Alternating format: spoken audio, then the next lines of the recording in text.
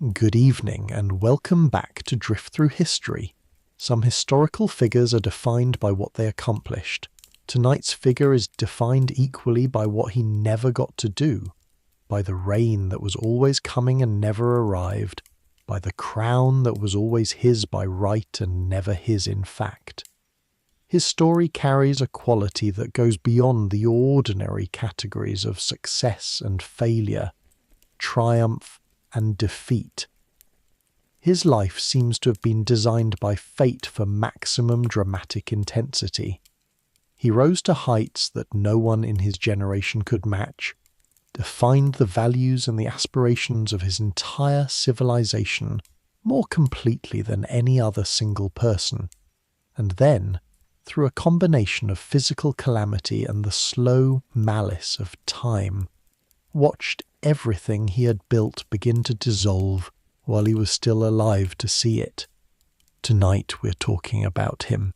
Edward of Woodstock, Prince of Wales, Duke of Cornwall, Prince of Aquitaine, known to posterity as the Black Prince.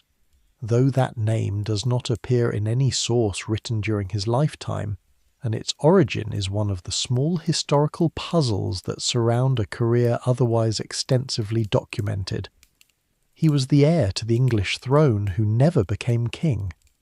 He was the greatest military commander of his age in the judgment of everyone who watched him operate. He won victories that his father, Edward III, celebrated as the defining moments of his reign. He captured a king in battle. He administered a continental duchy for a decade with a combination of ambition and increasing miscalculation that eventually brought it to ruin.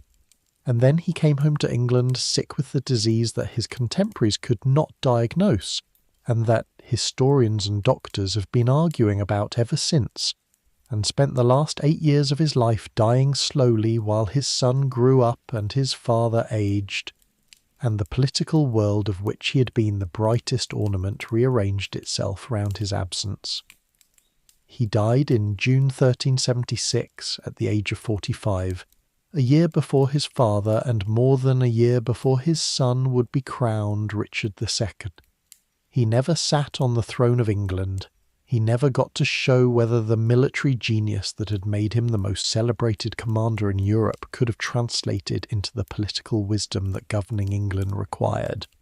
He left instead a legend, carefully maintained by his own household, celebrated in chronicles and in the poetry of an age that needed heroic models, and elaborating into something larger and more complex than the actual man over the centuries that followed, and a son whose reign would become one of the most disastrous and most intellectually interesting of the entire medieval period. Before we go any further, take a moment to like the video and subscribe if you genuinely enjoy what we do here. And as always, I would love to know where in the world you're listening from tonight. Drop your city and your local time in the comments below. Now, dim the lights if you have not already. Let the room go soft. Find a comfortable position. You have nowhere to be. And let's go back to the England of the 1330s, to the court of Edward III, to the world that made the Black Prince possible and that he in turn made more fully itself. The England that Edward of Woodstock was born into on June 15th, 1330, was a kingdom in the process of reinventing itself under a king who had recently and dramatically asserted his own authority after a period of humiliating subordination to others. Edward III had become king in 1327 at the age of 14, when his mother Isabella of France and her lover Roger Mortimer had deposed and then murdered his father Edward II, one of the most spectacular political collapses in English medieval history, produced by a combination of Edward II's personal inadequacies as a king, his dependence on court favourites whose elevation alienated the nobility, and the particular energy and ruthlessness of Isabella, who'd conducted an affair with Mortimer in plain sight of the court, and had used the baronial opposition to her husband to engineer a coup that she and Mortimer then dominated in the name of the young Edward III. For 3 years, from 1327 to 1330, Edward III was nominally king and actually a puppet, 14, 15, 16 years old, surrounded by his mother and Mortimer's political network, with no independent authority and no freedom of action that Mortimer's watchful attention did not permit. In October 1330, when Edward was 18 and his son was 4 months old, he executed one of the most dramatic acts of personal political assertion in the medieval record. With a small group of trusted companions, their names preserved in the chronicles with the specifically conspiratorial quality that the account demands, he entered Nottingham Castle through a secret tunnel that gave access to the interior without passing through the gates that Mortimer's garrison controlled, surprised Mortimer and Isabella in the castle, arrested Mortimer on the spot, and had him executed within weeks for treason and the murder of Edward II. Isabella was treated with a mercy that reflected both Edward's genuine affection for his mother and the political wisdom of not executing the Dowager Queen of England. She was retired to comfortable captivity at Castle Rising in Norfolk, where she would live for another 27 years in circumstances of reasonable comfort, occasionally visiting court and never again threatening anyone. Edward III had become, at 18, the actual King of England as well as its nominal one. The king who emerged from this self-assertion was one of the most effective and most charismatic rulers of medieval England, a man whose personal qualities combined genuine military ability,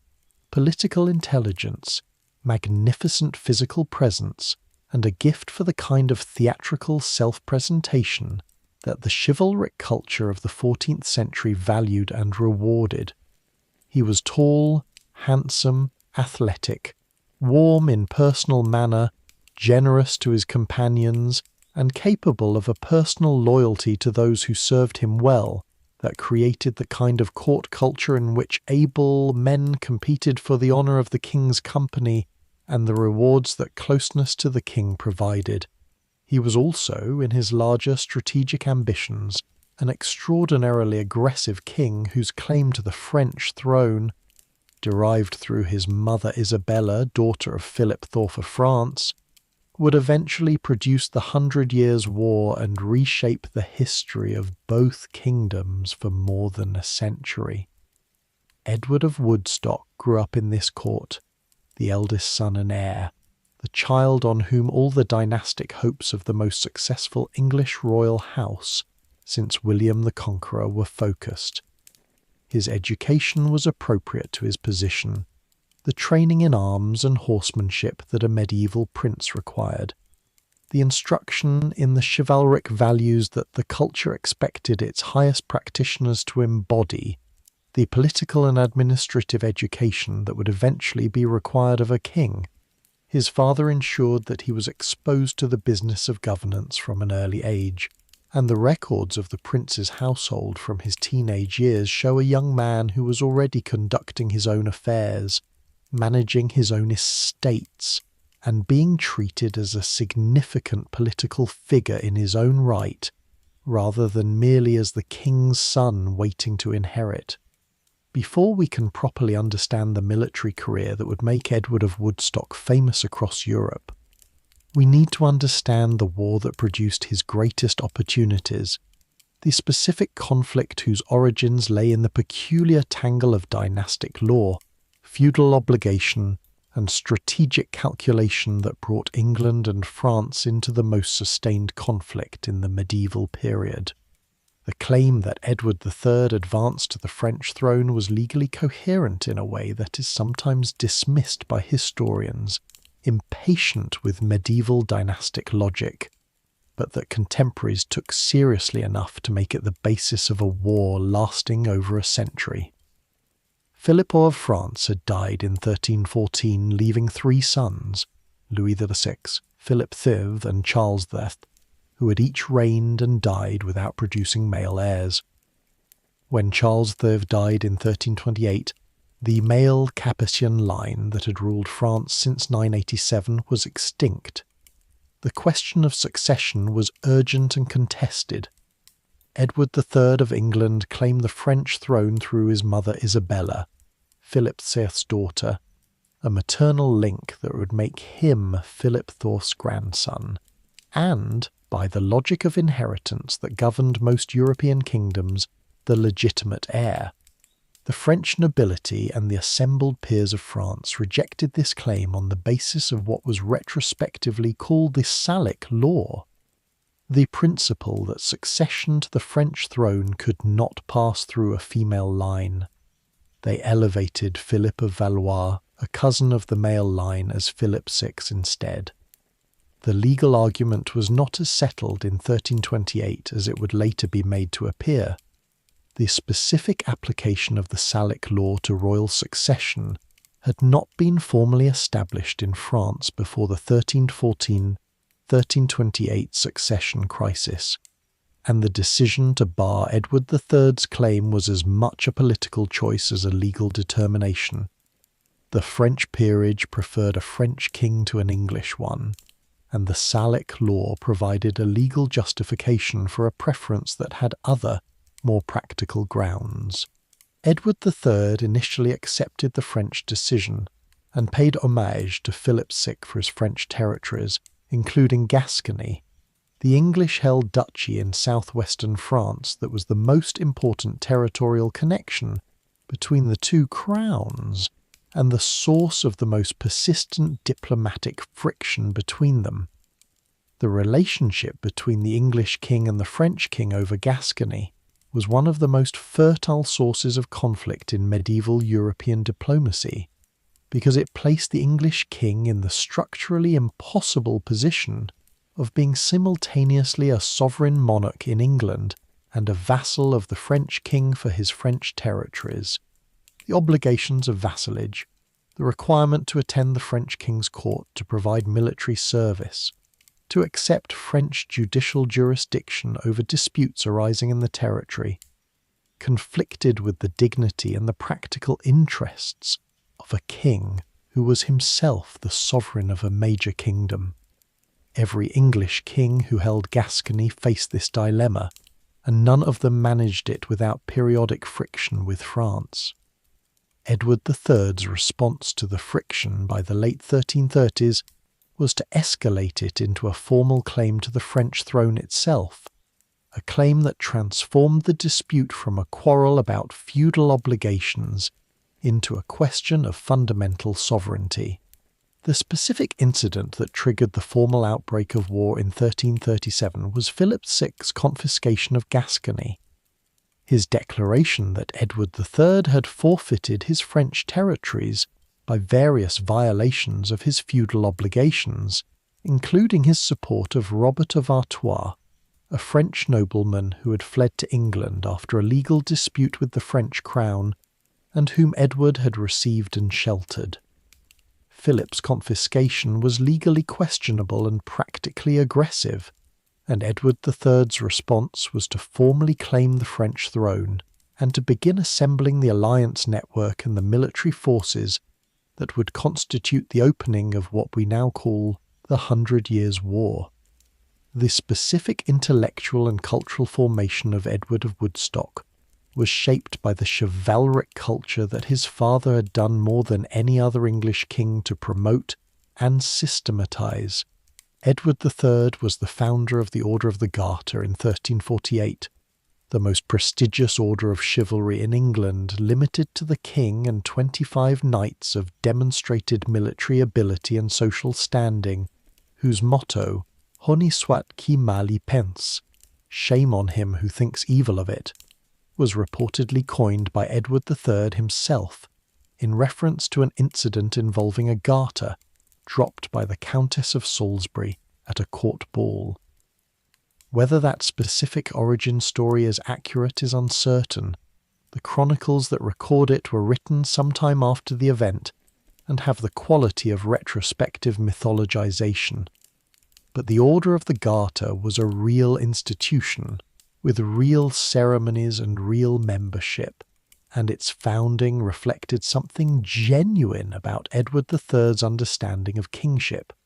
The ideal king in his conception was the first among knights, a man who embodied in his own person and encouraged in those around him the combination of military excellence, personal courage, loyalty to companions, and courtesy toward enemies that the chivalric code prescribed.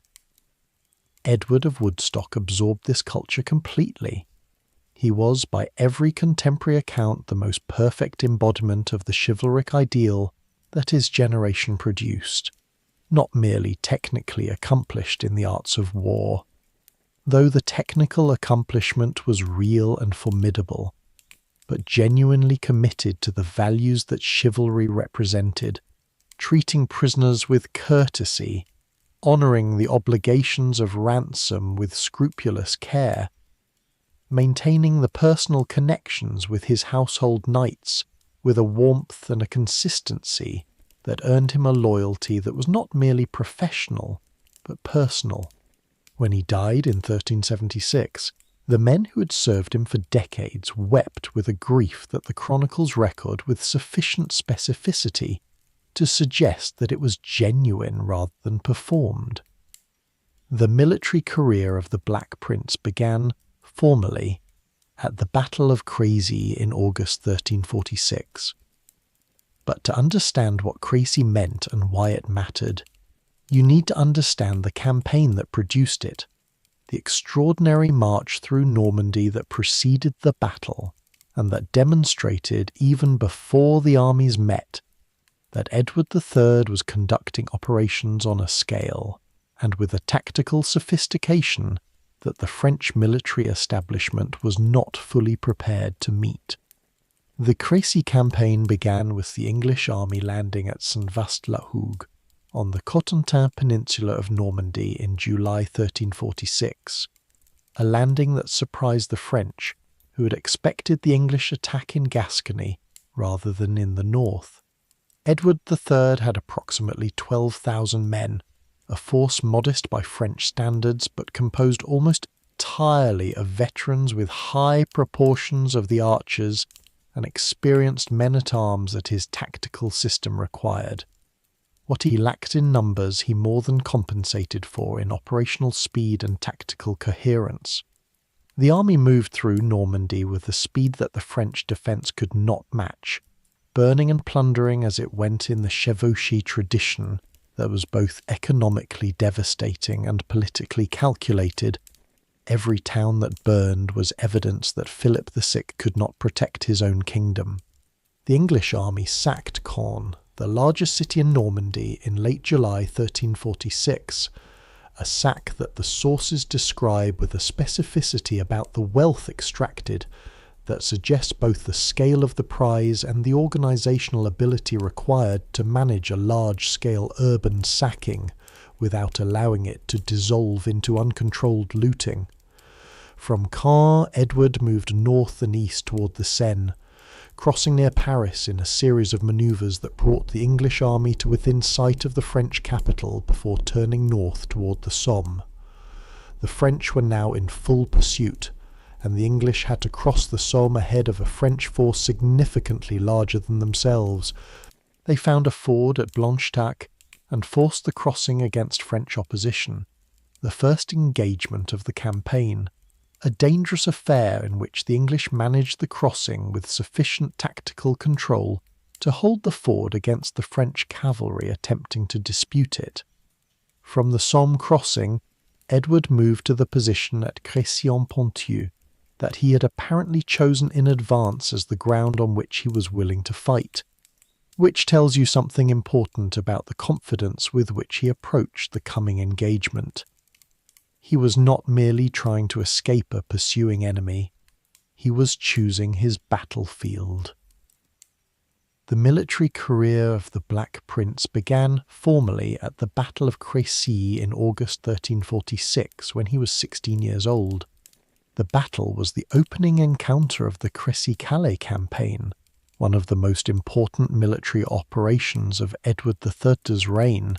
and the prince's role in it was significant enough that his father's decision to give him effective command of the English vanguard, the forward division of the army that would bear the first shock of any engagement, was either a remarkable expression of confidence in a 16-year-old or a carefully calculated political gesture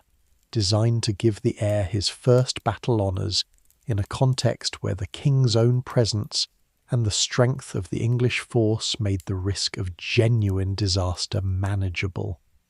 Probably both. The French army that advanced on the English position at Crécy on August 26, 1346, was considerably larger than the English force. Estimates vary, as they always do for medieval engagements,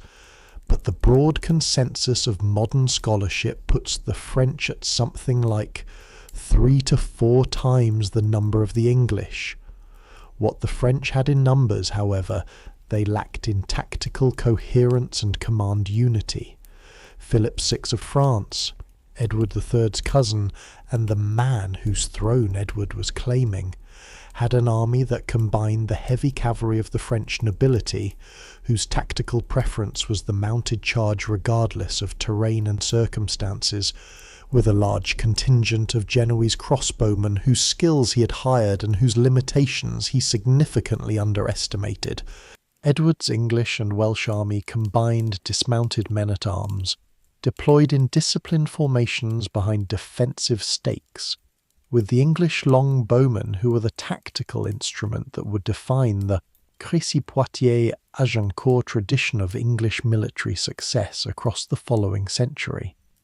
The longbow is worth a moment of specific attention, because the tactical dominance it provided in the right circumstances was not accidental or inevitable,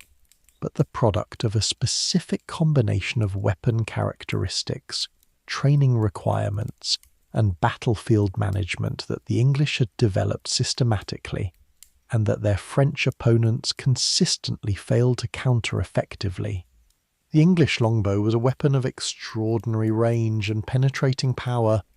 It could send a bodkin-headed arrow through the chainmail that was the standard personal armour of the period at distances up to 200 metres, and at shorter ranges it could penetrate the plate armour that was beginning to replace chainmail for the most heavily equipped knights. It required years of training to use effectively. The skeletal deformations found in the remains of medieval English archers, with the left arm's bones visibly overdeveloped from the repetitive stress of drawing a bow with an 80 to 100-pound draw weight, attest to the physical demands of the training, and it could, in the hands of massed archers firing in coordinated volleys, produce a rate of fire that no other medieval ranged weapon approached. An English archer of the period could loose 10 to 12 arrows per minute, which meant that a contingent of 1,000 archers could put 10,000 arrows in the air per minute. Against cavalry advancing across open ground, this was genuinely devastating. At Crécy, the English archers were positioned on the flanks of the dismounted men-at-arms, on ground that Edward III had personally chosen with the tactical eye of a man who'd been studying military history and military geography since adolescence. The Genoese crossbowmen advanced first, as the French command intended, to soften the English position before the cavalry charge. They advanced across ground that was directly into the setting sun, into a wind that was behind the English position and in the faces of the Genoese, and they had not had time to dry their crossbow strings after a rain shower that had passed through the battlefield before the engagement. The English archers, whose strings were protected by their bowmen's bodies during the rain, had dry weapons. The exchange of fire that followed was comprehensively one-sided. The Genoese, outranged and outperformed, broke and fled back toward the French cavalry that was advancing behind them. Philip VI, whose army's tactical discipline was substantially inferior to Edward III's, sent the cavalry forward anyway. The French men-at-arms rode through and over the retreating Genoese and charged the English position, where the archers and the dismounted men-at-arms were waiting. The charges that followed, the chronicles count between 15 and 16 separate charges by the French cavalry over the course of an afternoon and evening of fighting. were each broken by the arrow storm and by the disciplined resistance of the English men-at-arms on the ground. It was during one of these charges, when the pressure on the prince's division became sufficiently intense that his staff sent to Edward III for reinforcement, that one of the most celebrated exchanges in the chronicles occurred.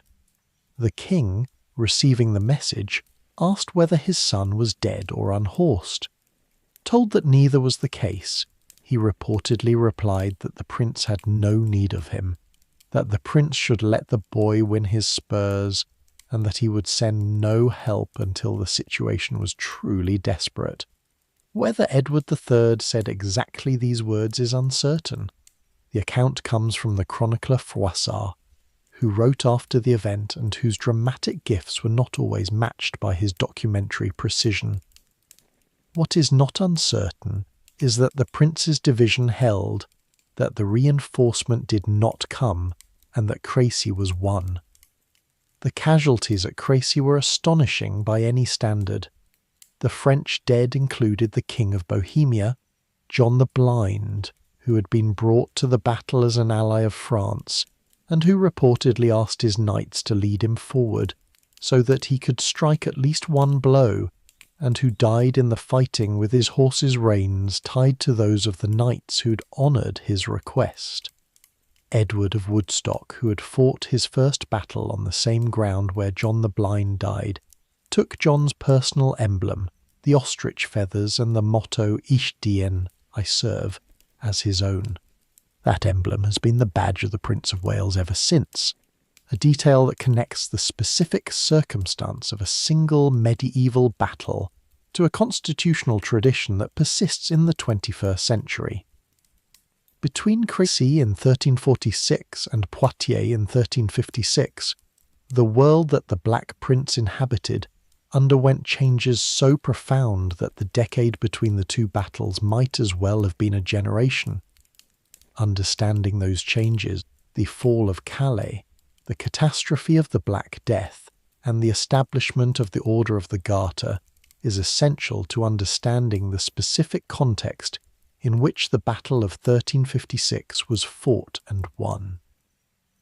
The siege of Calais that followed Crécy occupied Edward III's army from September 1346 to August 1347, when the city finally surrendered. The siege produced one of the most celebrated episodes in the chronicles of the period, the 6 burghers of Calais, prominent citizens who offered themselves as hostages to Edward's mercy in hope of securing the city's population from massacre, arriving at the English camp with ropes around their necks in the theatrical surrender gesture that the laws of war required of a city offering unconditional submission. Edward III, according to Froissart, intended to execute them. They had defied him long enough to justify it under the military law of the period, and was prevailed upon to spare them only by the intercession of Philippa of Hainaut, his queen, who reportedly knelt before him and begged their lives in a gesture that combined genuine compassion with an acute reading of the political moment. Whether the episode occurred exactly as Froissart describes it is one of those perennial medieval historical questions, but the detail with which it is described and its subsequent celebration in the plastic arts. Auguste Rodin's sculpture of the Burghers of Calais, created in 1889, remains one of the most powerful works of 19th century public sculpture, suggests that it captures something real about both Edward's severity and Philippa's influence. Calais, once taken, became the most important English foothold on the continental side of the Channel, and would remain English until 1558, the last English possession in France, the endpoint of the entire Hundred Years' War project. Its strategic value was immediately apparent. A fortified port directly across the narrowest point of the Channel from England, capable of sustaining a permanent English military and commercial presence on the continent. Edward III repopulated it with English settlers, established it as a major wool staple, the regulated market through which English wool exports to continental manufacturers passed, and maintained it as a garrison town whose English character persisted across 2 centuries of continental surrounding. The Black Death arrived in England in 1348, carried by the fleas of shipborne rats arriving at the southern ports, and killed approximately 1/3 of the English population over the following 2 years. The plague did not discriminate by social class with the thoroughness that its subsequent political consequences required. It killed knights and peasants, priests and merchants, the very young and the very old, with a randomness that made its theological interpretation one of the most urgent intellectual tasks the 14th century church faced. What it did discriminate by was density of population, which meant that the urban centres and the densely settled agricultural regions were hit harder than the sparse upland pastures. The English population, which had been growing since the 11th century, was reduced to a level it would not recover until the 16th century. For the military history of the 100 Years' War, the Black Death had consequences that were both immediate and long-term. It temporarily interrupted the war. Both Edward III and Philip VI recognised that the plague made the business of raising and maintaining armies effectively impossible, and a truce was declared. More significantly, in the long run, it began the process of labour scarcity and rising wages that would eventually, over the following century, transform the economic and social position of the English peasantry in ways that the Peasants' Revolt of 1381 would make spectacularly visible. It also killed enormous numbers of the educated clergy who staffed the administrative functions of both the English and French states, creating skills shortages in exactly the professional categories that medieval governance depended upon. The Order of the Garter, founded in 1348, the same year the Black Death arrived, was Edward III's most characteristic institutional creation, and its establishment in the teeth of the plague is itself a statement about the king's determination to maintain the courtly and chivalric culture that the war had been generating, even as the most terrible epidemic in the history of Christian Europe was sweeping through his kingdom. The founding membership of the order included the Black Prince, who at 18 was young enough to have benefited from his father's specifically calculated inclusion of him in the most prestigious institution in England and the most distinguished military figures of the Crécy-Calais campaign. Its establishment was, among other things, a way of institutionalizing the personal bonds that the military campaigns had created among the men who had shared them, converting the informal loyalty of the campaign into the formal obligations of the order. Crécy began the Black Prince's military career. It did not define it. The battle that most clearly demonstrates what the prince was capable of when given independent command, when the campaign was his to design rather than his father's to lead, was Poitiers in September 1356, 10 years after Crécy, and it is one of the most instructive military engagements of the entire medieval period. The campaign that produced Poitiers was a chevauchée, the specific medieval military operation in which an army moved through enemy territory at speed, living off the land, burning and plundering systematically, with the dual purpose of denying the enemy the resources of the ravaged territory and demonstrating that the enemy's king could not protect his own subjects. The chevauchée was not a strategy of conquest in the conventional sense, but a strategy of political and economic pressure, designed to either force the enemy to fight at a disadvantage or to so comprehensively demonstrate the military dominance of the raiding force that the enemy's subjects and nobility began to question the legitimacy of a king who could not protect them. The prince had conducted his first major independent chevauchée in 1355, ranging from Bordeaux, the capital of the English Duchy of Gascony, deep into southern France, through the rich provinces of Languedoc, burning as he went, reaching as far as the Mediterranean coast before turning back. The 1355 chevauchée was a masterpiece of its specific genre, extensive, fast, economically devastating, and conducted without a major engagement that might have reversed its gains. The 1356 chevauchée that produced Poitiers was more ambitious and more complicated. The prince moved north from Bordeaux with an army of perhaps 8,000 men, a force considerably smaller than the French armies he might expect to encounter, but composed almost entirely of veterans, of men who had been in service long enough to operate with the kind of tactical cohesion and command response that raw numbers cannot provide. He moved through the Berry and the Loire Valley, burning the towns and the agricultural land that sustained the local economy, before turning back toward Gascony, when intelligence indicated that John II of France, who had succeeded Philip VI in 1350, was assembling a large army to intercept him. The French army that caught the prince near Poitiers on September 18, 1356, was substantially larger than his own. Estimates range widely, but the French probably had somewhere between 3 and 4 times as many men. John V had the tactical lesson of Crécy before him, and the French command had drawn at least one correct conclusion from it: that the massed cavalry charge against prepared English positions defended by longbowmen was a tactic whose failure at Crécy had been sufficiently comprehensive to require revision. The French plan at Poitiers was to advance largely on foot, with the dismounted men-at-arms approaching the English position more slowly and more carefully than cavalry could. The plan had logic to it. It also had the specific limitation that it removed from the French army the one asset, the shock of a heavy cavalry charge,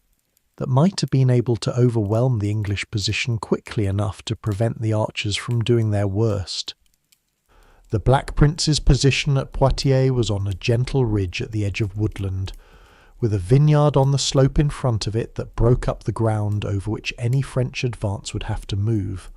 He had deployed his force in the standard English 3-division formation, with archers on the flanks of the dismounted men-at-arms, and had spent the morning of September 18th negotiating with the papal legates, who were attempting to broker a truce that would prevent the battle. A negotiation that the prince appears to have used partly to buy time for improving his position and resting his men. A combination of diplomatic patience and tactical calculation that speaks well for his composure under pressure. The French attack, when it came, proceeded in 3 divisions. The first, commanded by the Dauphin, advanced on foot, was met by the arrow storm, took heavy casualties and retreated in some disorder. The second French division, apparently unnerved by the retreat of the first, also withdrew, a failure of command nerve that broke the tactical plan before it had been fully executed. The third division, commanded by John II himself, continued to advance. At this point, the Black Prince made the decision that turned a successful defence into a spectacular victory. Seeing the French 2nd Division in retreat and the 3rd still advancing, he ordered a counter-attack. His entire force moved forward, the archers abandoning their static defensive positions to advance and engage, the dismounted men-at-arms attacking into the flank of the still advancing French 3rd Division. The combination of the frontal pressure and the flanking attack dissolved the French formation. John II fought on foot with conspicuous personal courage. The chronicles describe him wielding a battle-axe and continuing to fight even as his men around him were being taken prisoner, but was eventually captured, along with his youngest son Philip, who reportedly refused to leave his father's side during the fighting. The ransom of John II of France would eventually be set at 3 million gold écus, the largest single ransom in the history of medieval Europe. The aftermath of Poitiers was handled by the prince with the same chivalric correctness that contemporaries found as impressive as the military victory itself. John II was his prisoner, and the treatment of a king taken in battle was a matter of considerable political and cultural significance. The prince reportedly served dinner to the captured French king himself that evening, insisting that John sit at the high table while he himself served, a gesture of courtesy toward a defeated opponent that the chronicles recorded with the specific approbation of men who knew what the correct behaviour in such a situation required, and who were noting that the prince had met the standard completely. John was taken back to England, where he remained as a prisoner of Edward III, treated with honour commensurate with his royal status, housed in comfortable conditions, and the subject of the most complex ransom negotiation of the medieval period. The ransom of John II of France was one of the most complex financial and diplomatic negotiations of the medieval period, and its specific details illuminate both the chivalric system's treatment of high-value prisoners and the specific difficulties of translating military success into durable political advantage. 3 million gold écus was an almost incomprehensible sum by 14th-century standards, a figure that exceeded the annual revenues of the French crown by several times, and that required the mobilization of resources across the entire French kingdom to even begin assembling. The negotiation of the ransom, which ran from John's capture at Poitiers in September 1356 to the Treaty of Bretigny in May 1360, was conducted simultaneously at several levels: the political negotiation between the English and French crowns about the territorial and sovereignty questions, the financial negotiation about the ransom amount and the schedule of payments, and the diplomatic negotiation about the hostages who would remain in England as security for the fulfilment of the agreement. John II's time in England as a prisoner, from his arrival in May 1357,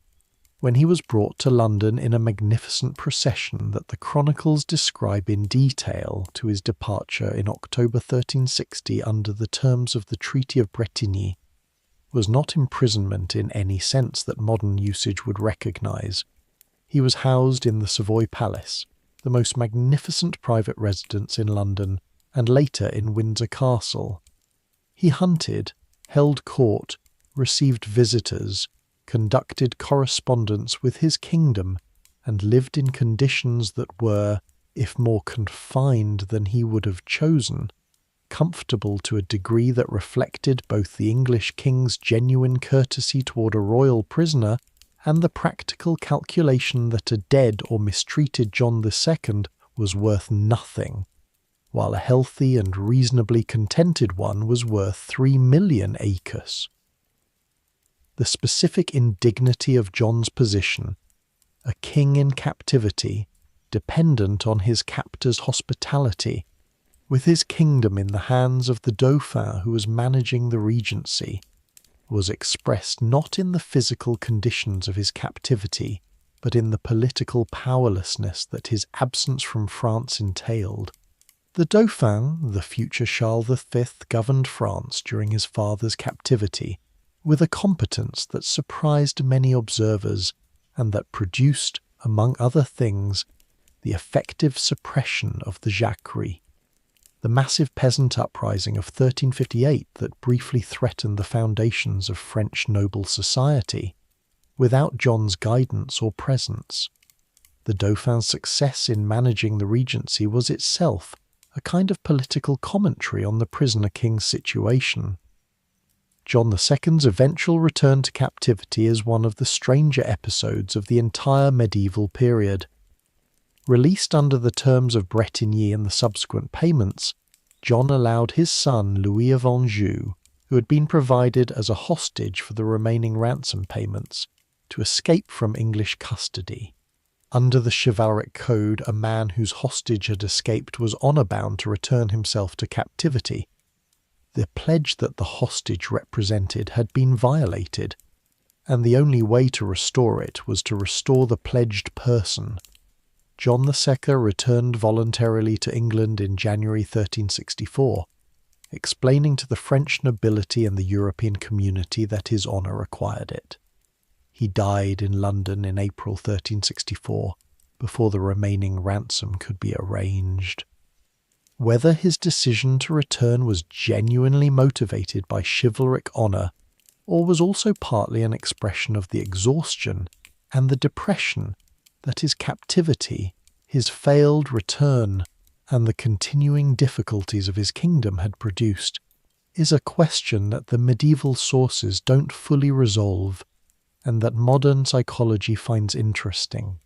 The Treaty of Bretigny, concluded in May 1360 and ratified at Calais in October of that year, was the peace settlement that the victories of Crécy and Poitiers had made possible,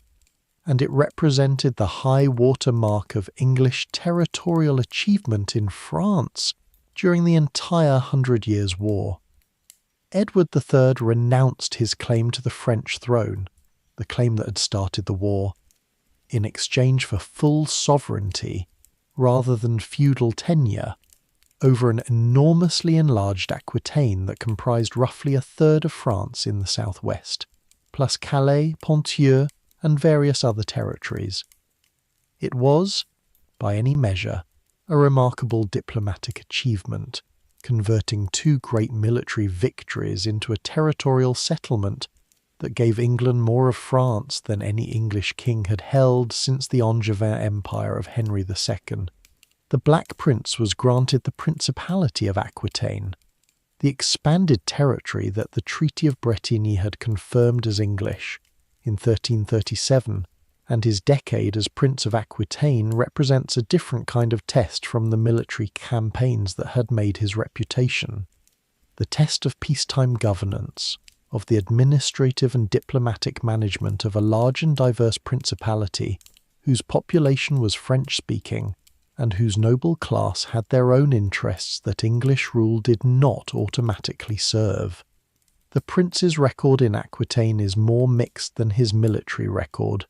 and the specific ways in which it went wrong illuminate something important about the particular qualities and limitations of a man who had been formed almost entirely by the culture of war and chivalric obligation. To understand the decade of the prince's rule in Aquitaine, its initial promise and its eventual deterioration, you need to understand what Aquitaine actually was, not the abstract territorial concept that the English crown's legal documents describe, but the specific lived reality of a diverse and culturally complex principality whose population had complicated feelings about being governed by an English prince. Gascony, the southern core of the English-held territory, centred on Bordeaux, had been under English rule, in one form or another, since the marriage of Eleanor of Aquitaine to Henry II in 1152 had brought the Duchy of Aquitaine into the Plantagenet inheritance. More than 2 centuries of English lordship had produced a Gascon population with a specific and not uncomplicated relationship to English authority. Loyal,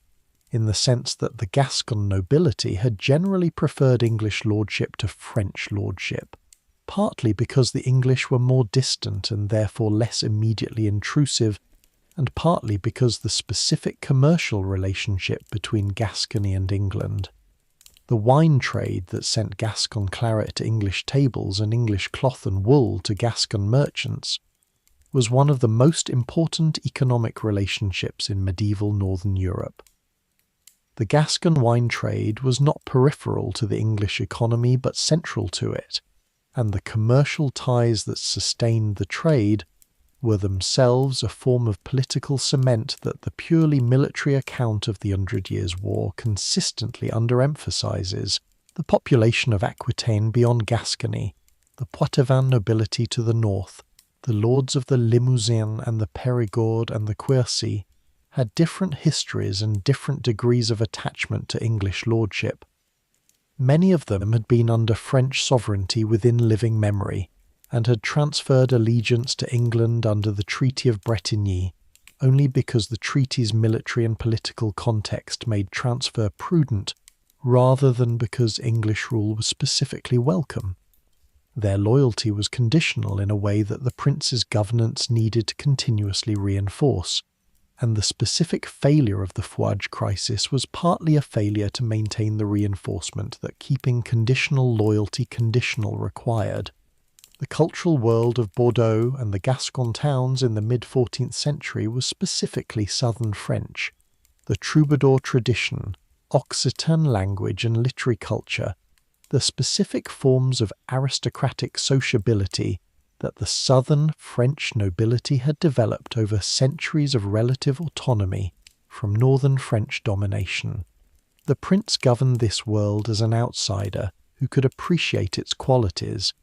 The records of his court show genuine engagement with the cultural life of the principality, with the poets and musicians and clerics who defined its intellectual culture, but who never quite ceased to be an outsider, and whose household brought with it the specifically English culture of Plantagenet chivalry that was similar to but not identical with the southern French culture it was overlaying. The establishment of the court at Bordeaux was, in its initial phases, one of the most brilliant in Europe. The prince and his wife, Joan of Kent, the woman he had married in 1361 in a love match that surprised contemporaries, since Joan was a widow, and her social position, while illustrious, was not what diplomatic calculation would have produced, created at Bordeaux a court that combined the chivalric splendour that the prince's own tastes required with the administrative apparatus that governing Aquitaine demanded. Joan of Kent, called the Fair Maid of Kent for her celebrated beauty, was a woman of considerable personal intelligence and political good sense whose influence on her husband was, by most accounts, genuinely positive.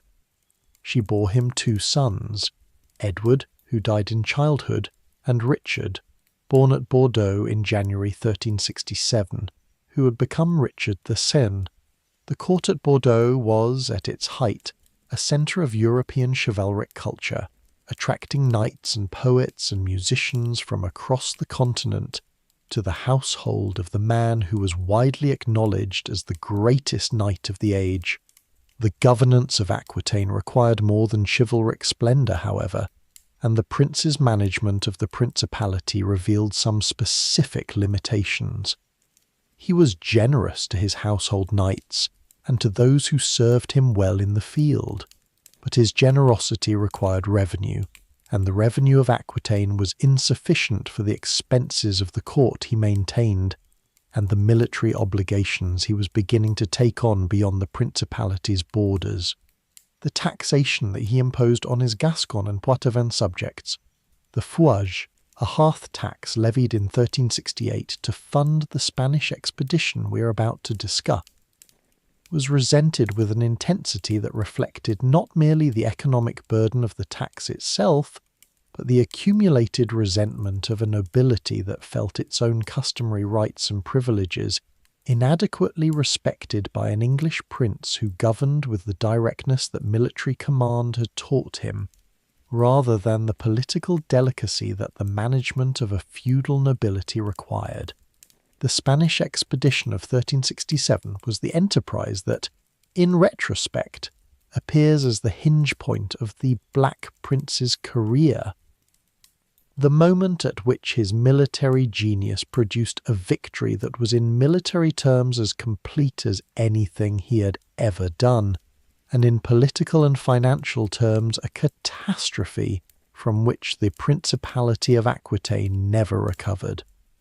To understand why he undertook it, you need to understand the specific political situation of Castile in the 1360s and the way in which the competing interests of France, England, and the Iberian kingdoms intersected in a manner that drew the prince into a conflict that was not, in any direct sense, his own.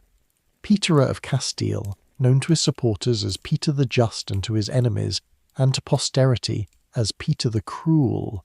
was one of the more vivid political personalities of the 14th century, and the specific qualities that had made him so hated by the Castilian nobility who eventually overthrew him, illuminate why the Black Prince's decision to restore him was both chivalrically understandable and strategically questionable. Peter had come to the Castilian throne in 1350 at the age of 15, inheriting a kingdom whose nobility had been accustomed to significant autonomous power during the weak reigns that preceded his.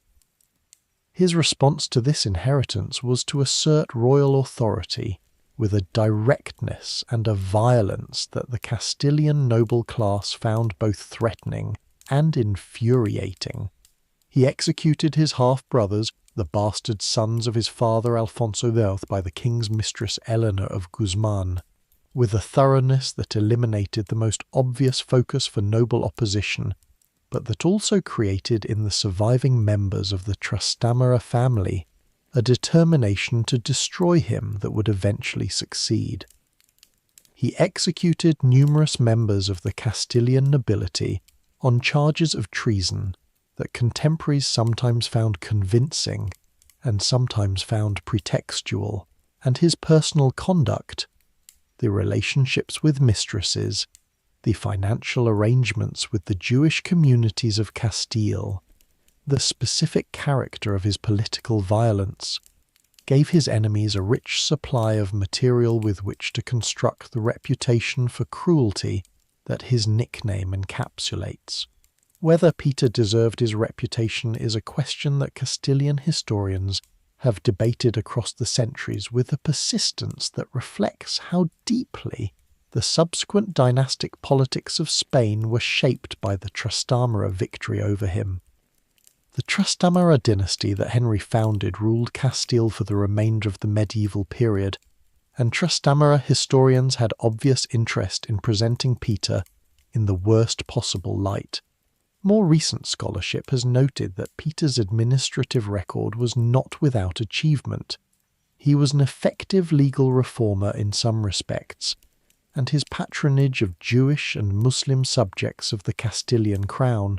was more tolerant than the religious orthodoxy of the period might have suggested. But the basic outlines of a man who used royal power with a personal violence that exceeded what even a 14th-century noble class accustomed to royal violence found acceptable are probably accurate. Bertrand du Guesclin, the man who organised Peter's overthrow and who would later become the most important military figure in French service after the Black Prince's victories, deserves his own brief portrait because he is one of the most interesting military figures of the entire 14th century, and a man whose career intersects with the Black Prince's at multiple points in a relationship of mutual professional respect and political antagonism. Du Guesclin was Breton by birth, ugly by all accounts. The chronicles describe a face of remarkable unprepossessing quality, and militarily gifted in a way that his eventual appointment as Constable of France, the highest military office in the kingdom, reflected accurately. He was not a tactician of the prince's class. His specific gift was for the management of armies in the field, for the logistics and the command relationships and the patient operational pressure that produced results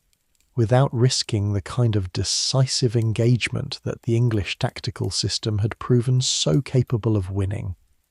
He was, in the most precise sense, the counter to the Black Prince,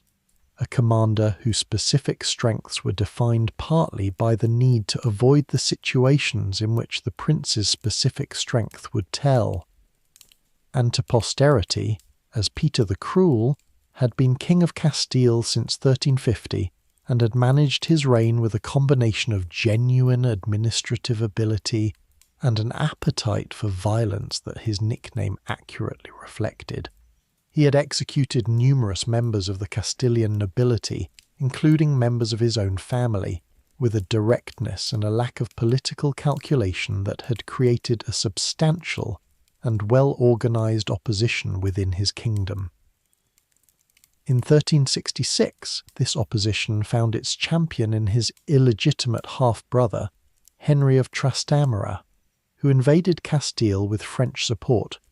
the support specifically of Bertrand du Guesclin, the most capable French military commander of the period, who had organised the Free Companies, the mercenary forces that had been ravaging southern France since the Peace of Bretigny left them without employment and redirected them into Spain as an instrument of French policy. Henry took Castile with remarkable ease. Peter fled to Aquitaine. The French interest in the Spanish situation was straightforward. Henry of Trastamara was a French client, and a Castile under his rule would have access to the Castilian navy, the most significant naval power in the Iberian Peninsula,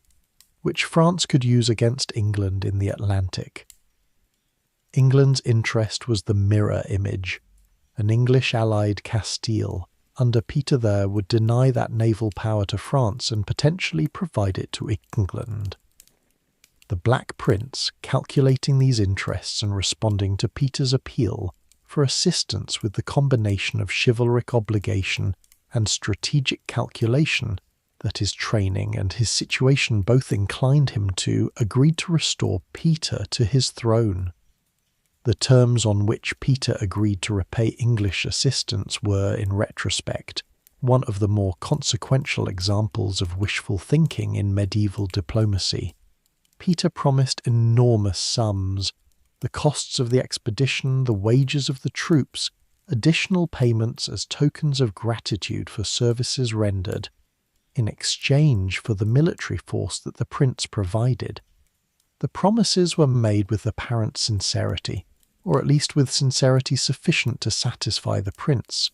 who was perhaps more attentive to the chivalric obligation of supporting a king in distress than to the financial reliability of a king who had already demonstrated that his political judgment was not his strongest quality. The campaign itself was a military masterpiece.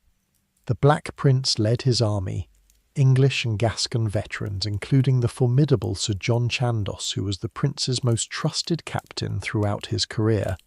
through the Pyrenean passes and onto the plains of Navarre, where the Franco-Castilian army under Du Guesclin and Henry of Trastamara was waiting at Nájera on April 3, 1367. The Battle of Nájera followed the template of Crécy and Poitiers,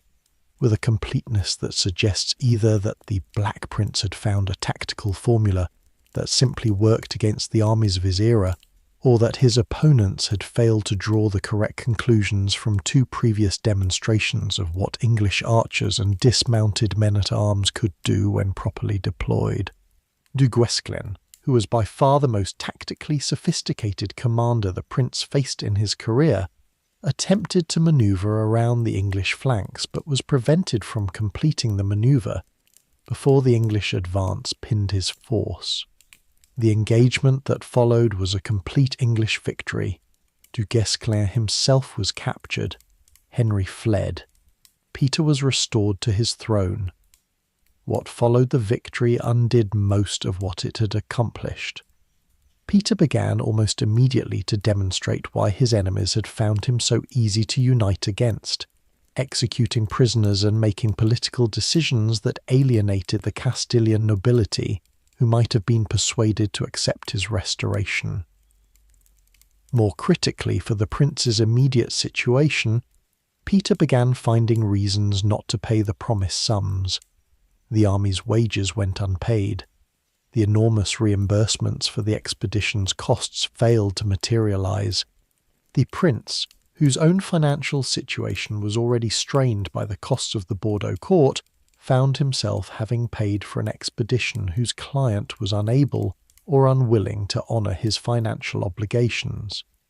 He returned to Aquitaine with the military victory intact and the financial basis of his principality further undermined than it had been when he left. The fouage, the hearth tax imposed in 1368 to recover some of the expedition's costs, was the political mistake that brought the crisis to a head. Several of the great Gascon lords, led by the Count of Armagnac, appealed against the tax to Charles V of France, the son of John II, who had been carefully rebuilding French military and political capacity since the humiliation of Poitiers, and who had been waiting for exactly this kind of opportunity to reassert French sovereignty over the Aquitanian nobles. Charles III accepted the appeal, declaring that the sovereign rights over Aquitaine that the Treaty of Bretigny had assigned to England had never been fully implemented as the treaty required, and that French jurisdiction therefore still applied. The prince's response was characteristically direct and politically unwise. He insisted on the tax, refused to accept French jurisdiction, and prepared for a resumption of the war that the Treaty of Bretigny had been supposed to end. He was already sick. The illness that would eventually kill him had been with him since at least 1367, possibly contracted in Spain, possibly earlier. The chronicles describe symptoms that modern medical interpretation has attempted to identify, variously as dysentery, liver disease, dropsy, an undiagnosed tropical illness acquired during the Spanish campaign, or some combination of conditions whose combined effect was progressive physical debilitation over a period of years. Whatever its specific nature, the illness was real and severe, and by 1368 and 1369 it was affecting not only his physical capacity, but his judgment and his emotional temperament in ways that the people closest to him noticed and recorded. The resumption of the 100 Years' War after 1369 was conducted by an English side that was progressively losing the military advantage that Crécy and Poitiers had established. But before we follow that deterioration to its conclusion, it is worth dwelling on a specific phenomenon of the 1360s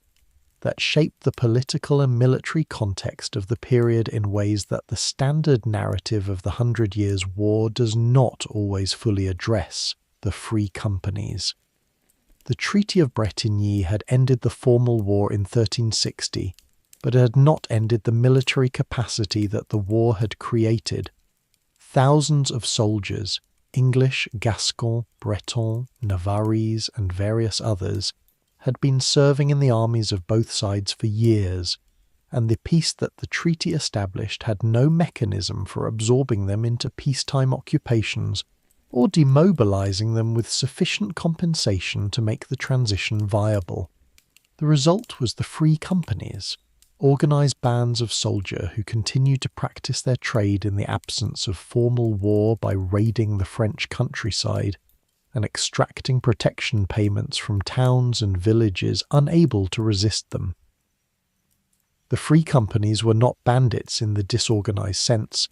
They were military organizations of considerable tactical effectiveness, operating under elected commanders, maintaining the discipline of their military training, and applying it to the systematic extortion of civilian populations in exactly the way that their training had prepared them for.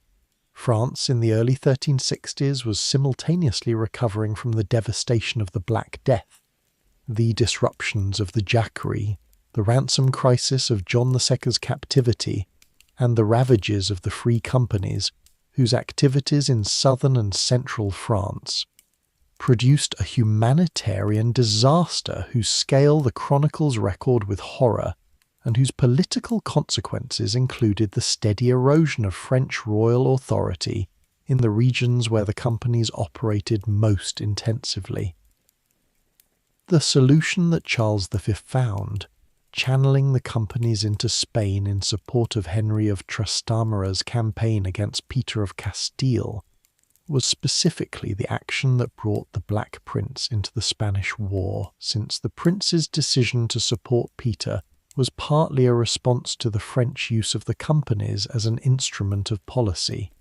Bertrand du Guesclin's management of the free companies was, in its way, a remarkable piece of military diplomacy. Converting a problem, thousands of undisciplined soldiers ravaging France, into a strategic instrument by providing them with a legitimate target in Spain. When du Guesclin was captured at Nájera and held for ransom, the ransom was paid with conspicuous alacrity by the French crown, and the stories about the ransom negotiation have a quality that suggests Charles V valued du Guesclin highly enough to pay more than the standard rates for a prisoner of his military status. The ransom paid, du Guesclin returned to French service and became constable, the beginning of the partnership between the cautious, patient, methodical Breton commander and the calculating, strategically sophisticated French king, that would undo most of what the Black Prince's victories had achieved, that was progressively losing the military advantage that Crécy and Poitiers had established. Charles III of France had learned from those defeats with a thoroughness that his predecessors had not managed.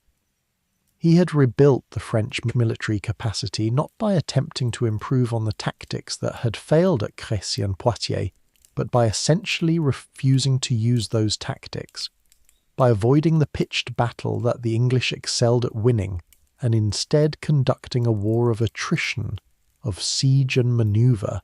that steadily recovered French territory while denying the English the decisive engagement that their military superiority in the open field could have exploited. The instrument of this strategy was Bertrand du Guesclin, who had been ransomed from his capture at Nájera and appointed Constable of France, and who executed Charles's defensive strategy with a patience and a discipline that steadily reversed the territorial gains of the 1340s and 1350s. The Black Prince, ill and increasingly incapacitated, conducted the early campaigns of the resumed war with declining effectiveness. The sack of Limoges in September 1370 is the episode of his career that has most consistently troubled his reputation. A city that had submitted to French authority was retaken by English forces, and the prince, carried into the battle in a litter because he was too ill to ride, ordered a massacre of the civilian population that the chronicles record in terms suggesting a ferocity and a deliberateness that seems inconsistent with the chivalric values he had embodied throughout his earlier career. Froissart's account describes 3,000 men, women and children put to the sword, a figure that modern scholarship has substantially revised downward. Archaeological and documentary evidence suggests the actual casualties were considerably lower than Froissart claimed, but that the incident involved the killing of civilians at the prince's order is not seriously disputed. It was not, in the context of 14th-century warfare, entirely without precedent. The laws of war recognized the right of a besieging force to punish a city that had been offered terms and rejected them, but the contrast with the prince's earlier conduct and the specific circumstances of a man in severe physical pain ordering violence from a litter has given Limoges a symbolic weight in the assessment of his character that persists in the historical literature. He returned to England in 1371, his health making continued governance of Aquitaine impossible. The principality's political situation was deteriorating rapidly. The great Gascon lords who had opposed the fouage were increasingly aligning with France.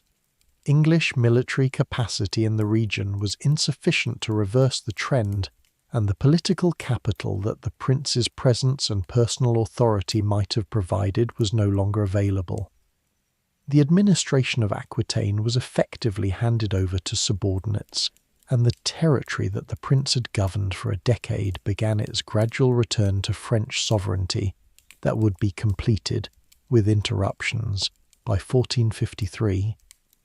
Back in England, the prince found a domestic political situation that was itself in increasing difficulty.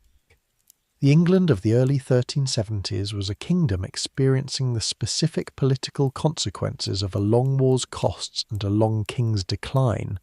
and the intersection of these two trajectories produced the parliamentary and political crisis that the good Parliament of 1376 eventually expressed. Edward III's declining years were characterised by a deterioration of royal governance that contemporaries attributed partly to the king's age and infirmity, and partly to the influence of Alice Perrers, the king's mistress, who had established herself in the royal household with a thoroughness and a financial aggressiveness that the court found scandalous and that the political classes found threatening. Alice Perrers was not a passive recipient of royal favour. She was an active participant in the management of her own position and the financial opportunities it provided, accumulating lands, jewels, and legal privileges with an energy and a lack of discretion that made her a convenient target for everyone who found the king's domestic arrangements offensive. Whether her influence over royal policy was as extensive as her enemies claimed is uncertain. The evidence of what she actually decided rather than merely benefited from is thin, but her position at the centre of the royal household in the king's final years was real, and her accumulation of assets at the crown's expense was documented and resented. The war itself was going badly in ways that the English political classes were beginning to articulate with increasing directness. The French strategy of avoiding decisive engagement was working exactly as Charles V had designed it to work. English forces in France were being steadily pressed back without being able to force the kind of decisive battle that English tactical superiority could have exploited. The financial cost of maintaining the war at even its reduced level was straining the English fiscal system, requiring parliamentary grants of taxation that the Commons were becoming increasingly reluctant to provide without corresponding concessions from the Crown about how the money was being managed. The Good Parliament, which met from April to July 1376, was the most assertive English parliament of the medieval period to that point, and its assertion of parliamentary power took a specific institutional form that would prove lastingly significant.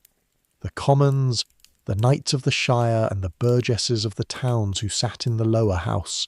elected a speaker, Sir Peter de la Mare, to represent their collective position to the lords and the king. They then proceeded to impeach two of the king's ministers, Lord Latimer the Chamberlain and Richard Lyons a financier, for financial corruption and mismanagement of war finances, using a procedure of collective accusation through the Commons that was itself a constitutional innovation of the first importance. The impeachment procedure that the Good Parliament established would be used repeatedly in subsequent centuries as a mechanism of parliamentary accountability for the executive, and its specific invention in 1376 was one of the genuinely significant constitutional developments of the period. The dying prince's attendance at the Good Parliament and his support for the Commons' position was, in retrospect, the last significant political act of his public career, and its significance lay partly in what it demonstrated about his own political instincts. He was, despite his military formation, not a simple authoritarian. His support for the Commons' challenge to royal ministers, his willingness to use his personal authority to reinforce parliamentary demands for accountability, suggests a political judgment that was more sophisticated than the military biography alone might suggest. Whether this represented a settled constitutional philosophy or merely the opportunistic alignment of a sick prince with a political movement that happened to align with his own frustrations about how the war was being managed, is a question that the brief remaining arc of his life does not allow us to answer with certainty. Back in England, the prince found a domestic political situation that was itself in increasing difficulty. His father, Edward III, now well past 60 and declining in health and mental capacity, was under the influence of Alice Perrers, his mistress, who was widely blamed for the deterioration of the royal household's governance in the king's final years. The Good Parliament of 1376, the first English parliament in which the Commons exercised a significant independent role, impeaching royal ministers, attacking Alice Perrers' influence, and demanding reforms in the management of the war, was convened in part because the political crisis that the ageing king's decline had produced required some external pressure to address. The prince, despite his illness, attended the Good Parliament and provided what support he could to the Commons' demands, displaying in his political judgment a clarity that his physical condition made impossible to translate into sustained action. He died on June 8, 1376 at Westminster, 3 days before the good Parliament dissolved. He was 45 years old. His father survived him by just over a year, dying in June 1377.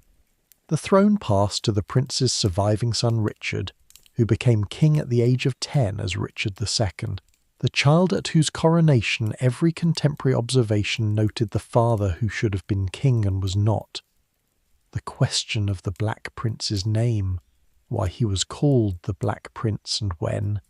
is one of those pleasantly contested historical puzzles that the scholarly literature has engaged with more effort than its ultimate importance perhaps warrants,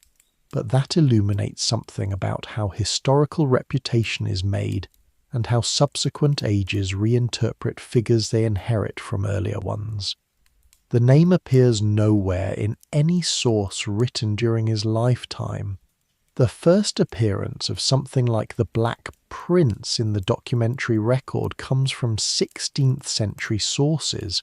more than a century and a half after his death. The earliest explanation offered was that the name referred to his armour, specifically to black armour that he supposedly wore or to the black shield he bore at the beginning of his military career, perhaps at Crécy, where he is said to have carried a plain black shield as a display of the humility appropriate to a young man fighting his first battle.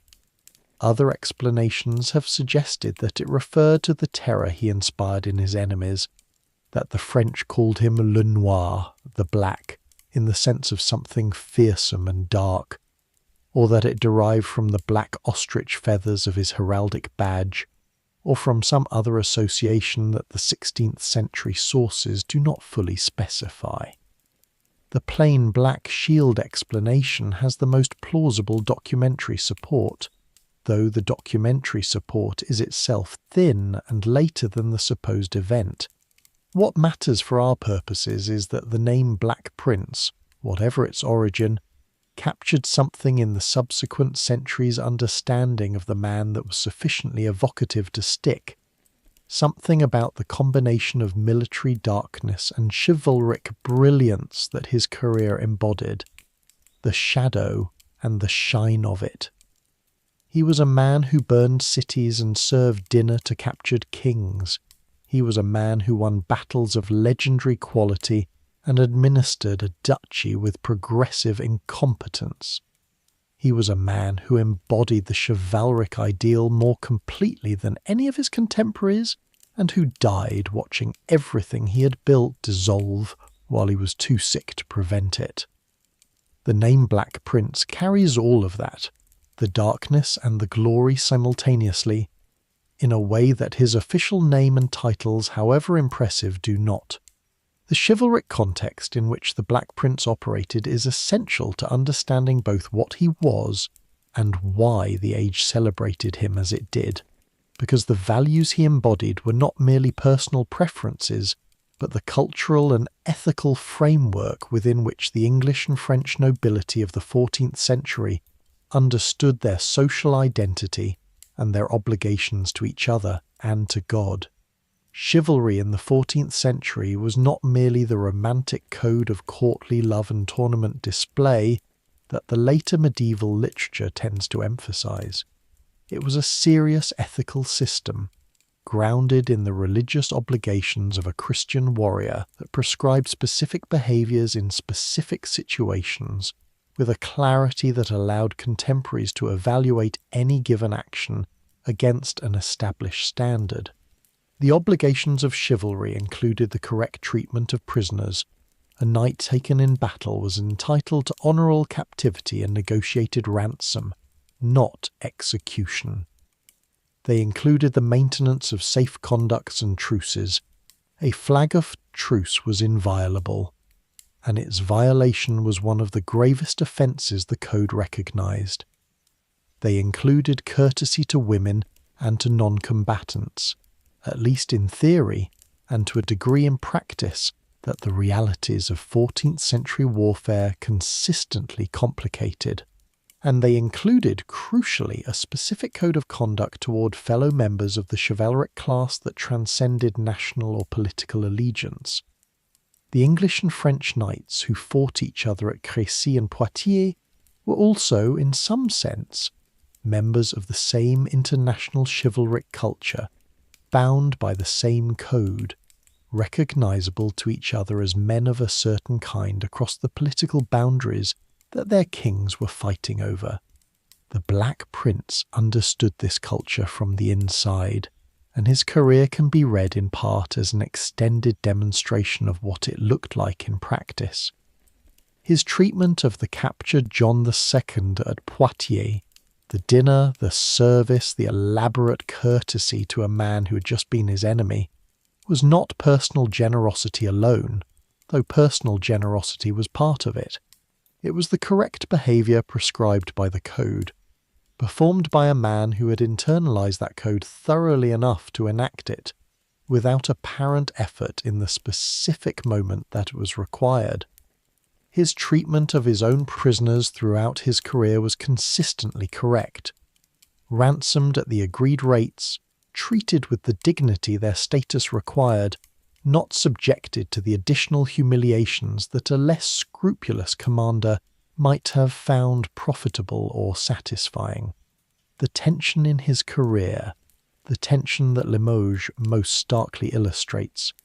was between this chivalric code and the realities of a war that was not always being fought between two sides equally committed to its application. The civilian populations of cities taken by assault were not, in the strict reading of 14th-century laws of war, entitled to the same protections as captured knights. The right of a victorious army to punish a city that had submitted and then transferred allegiance to the enemy was recognized in the legal texts that the educated military commanders of the period read and applied. The Black Prince, ordering the punishment of Limoges, was not operating outside the legal framework of his time. He was applying it in conditions, his own physical suffering, the progressive frustration of a campaign that was going wrong, the specific context of a city that had submitted to France in defiance of his authority, that may have affected his judgment about how far the application should go. The distance between the courtesy to John II and the massacre at Limoges is the distance that the chivalric code itself contained, between the obligations owed to the noble and the limited protections available to the common. The household knights who served the Black Prince throughout his career deserve attention as a group because they were the human reality of the chivalric world that the chronicles tend to discuss in more abstract terms, and because the specific men who made up his military household were among the most capable soldiers of the 14th century. Sir John Chandos was the most important of them, a man of long service to both Edward III and the Prince, whose tactical ability was second only to the Prince's own, and whose loyalty was of the absolute kind that the chivalric code recognised as the highest virtue of the retainer. Chandos fought at Crécy, at Poitiers, at Navarre, and in the campaigns of the 1360s and 1370s, and when he died in an ambush near Lussac-le-Château in January 1370, struck down by a lance thrust in a minor engagement that the scale of his earlier service made almost insulting, the prince's grief was reportedly profound and genuine. Chandos had been not merely a valued subordinate, but a companion of the kind that the specific intimacy of the medieval military household produced, a man who had shared the campaign tents and the councils of war and the aftermath of battles with the prince for a quarter century. Sir James Audley was another of the prince's most celebrated household knights, and his conduct at Poitiers was the specific example of chivalric courage that the chronicles cited most consistently. Audley had reportedly promised his prince before the battle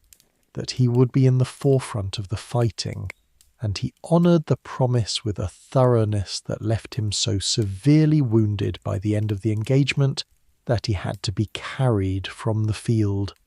The prince, learning of his condition, came to his tent, rewarded him with an annuity of 500 marks, an enormous sum, and received from Audley the additional gesture of redistributing that reward to the 4 squires who had fought alongside him and to whom Audley felt he owed the greatest personal obligation.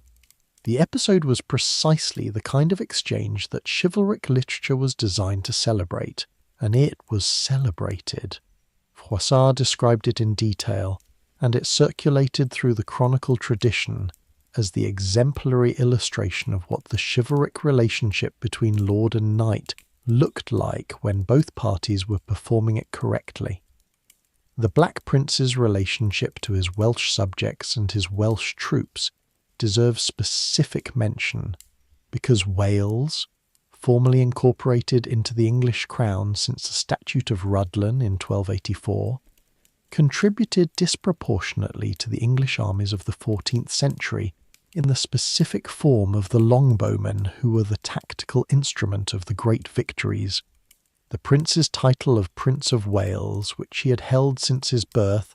and which was formally conferred on him in 1343, was not merely honorific.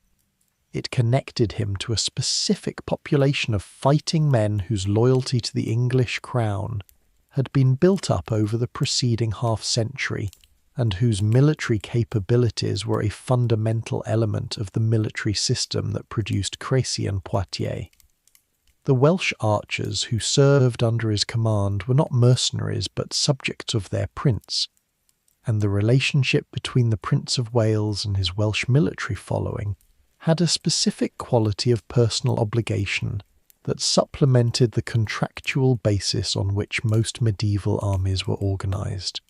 The relationship between the Black Prince and his father, Edward III, was one of the most important personal and political relationships of the period, and its specific character, the father's evident pride in a son who exceeded every expectation, the son's loyalty to a father he clearly admired, the delicate question of how much independent authority the heir to the throne should exercise before he actually inherited, shaped both men's careers in ways that are not always visible in the military chronicles, but that the political documents of the period allow us to trace. Edward III's pride in his son was not the complex, ambivalent pride that many medieval kings felt toward their heirs. The natural combination of parental affection and political anxiety that the existence of a capable and popular adult heir produced in rulers who were not yet ready to relinquish power. Edward III seems to have been genuinely uncomplicated proud of the prince in a way that reflects both his personal affection and the fact that the prince's military successes were simultaneously his own political successes. The victories of Crécy and Poitiers validated Edward III's French policy and made his claim to the French throne seem not merely legally coherent, but militarily credible. A son who won the kind of victories the prince won was an asset of enormous political value, and Edward III treated him as such, granting him the Duchy of Cornwall, the Principality of Wales, and eventually the Principality of Aquitaine, in a sequence that progressively increased the prince's independent power and resources without threatening the father's own position. The prince's loyalty to his father was equally straightforward, at least in the public record that the chronicles preserve. He does not appear to have chafed at his subordinate position in the early campaigns, to have competed with his father for credit, or to have used his enormous popularity with the army and the nobility to build a political position independent of his father's. This was not, or not only, as to filial piety. It was also the expression of a value system that placed loyalty to one's lord at the centre of the chivalric code, and Edward III was not merely the prince's father, but his feudal superior, the king to whom every obligation of the code required his complete loyalty. The specific combination of personal affection and chivalric obligation meant that the prince's relationship to his father was one of the least politically complicated of the period, and the complications came later as the father declined and the son was too sick to provide the leadership that the situation required. Joan of Kent, the prince's wife, was a figure whose importance to his later life has sometimes been underestimated in accounts that focus primarily on the military career. She was the daughter of Edmund of Woodstock, Earl of Kent, and had been twice married before her marriage to the prince, first to Thomas Holland, who had died in 1360, and before that in a contested and eventually annulled marriage to William Montague. Her beauty was celebrated throughout her life. Froissart called her the most beautiful woman in England, and her intelligence and political good sense were qualities that her husband evidently valued and relied upon. The match in 1361 had required a papal dispensation because the prince and Joan were related within the prohibited degrees of consanguinity,